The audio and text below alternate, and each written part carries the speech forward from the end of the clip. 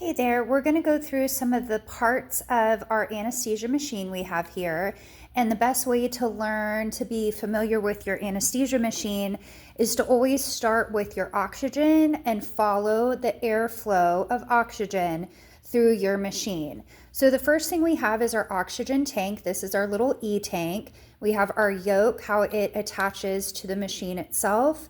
We have our on-off valve here that we just turn to open the tank. We have our pressure gauge here that tells us how much is in the tank. And just right off to the side of the pressure gauge coming from the machine itself is our pressure reducing valve. This is the valve that's going to decrease the pressure of compressed gas in the tank to a usable amount.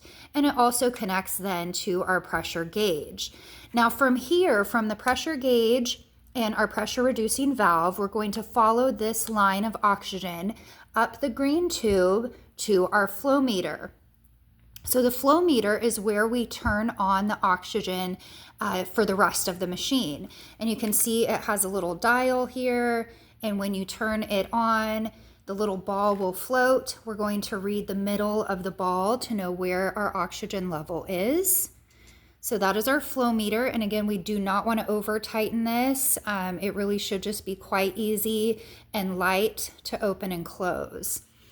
Right next to the flow meter, we have our oxygen flush valve. So this little button is what flushes out oxygen from the rest of the machine after we're done with a procedure, or it's sometimes used to give fresh oxygen breaths to our patient, but we do want to be very, very cautious when we do that.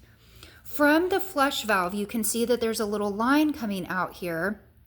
We're going to continue to follow this line of oxygen around our machine. And this is going to come up into our vaporizer. So this is the vaporizer. So this one is used for isoflurane because it's purple. The vaporizer, you can see a few things on him. This is the dial where we will push down the handle, turn the dial to whatever percent we want the machine to be on. This is the level where it says full. We want it to at least be half full before using it for the day. This is where we would open the vaporizer to refill it with the liquid anesthesia. So this is the vaporizer. And from the back of the vaporizer, you see this is where the airflow is going to come out, and it's going to follow this line into our CO2 canister. So the CO2 canister there is filled with granules that are going to absorb the carbon dioxide as well as any waste gases that the patient is exhaling. This is the connector port here for when we're using a rebreathing system. We have our inhale and exhale. This is what the tubes are going to attach to.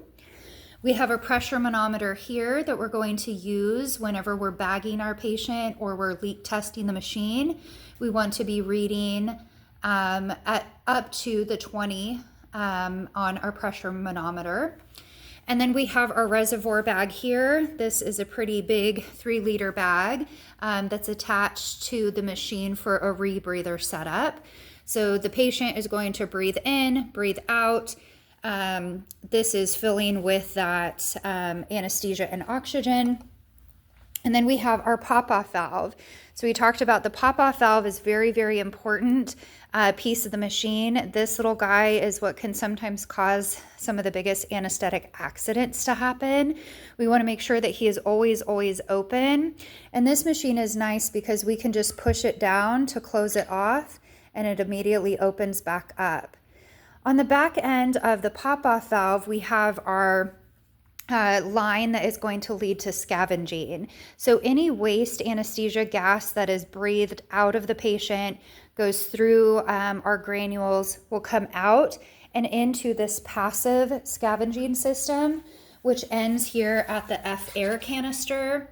Again, the F-air canister is going to be dated and weighed. We want to only use this for 12 hours of time or 50 grams of weight gain. And that is your anesthesia machine from oxygen tank to scavenging unit, following the line of oxygen.